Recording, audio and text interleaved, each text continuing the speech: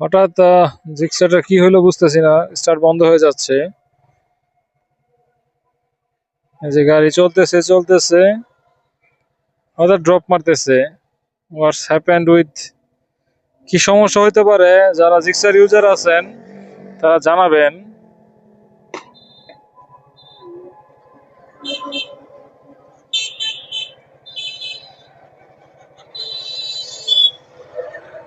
তেলের সমস্যা কিনা কিছু বুঝতেছি না, হঠাৎ গাড়ি পিক আপে ছেড়ে দিয়েছে, বন্ধ হয়ে গেল। রিজনটা কি কি হতে পারে? যারা ইউজার আছেন অবশ্যই জানাবেন। স্টার নিচ্ছে নিচ্ছে, আরপিএম হঠাৎই আরপিএম কমে যাচ্ছে, একদমই কমে যাচ্ছে, কমে যায় গাড়ি, ওই স্টার বন্ধ হয়ে যাইতেছে। হোয়াটস হ্যাপেন্ড,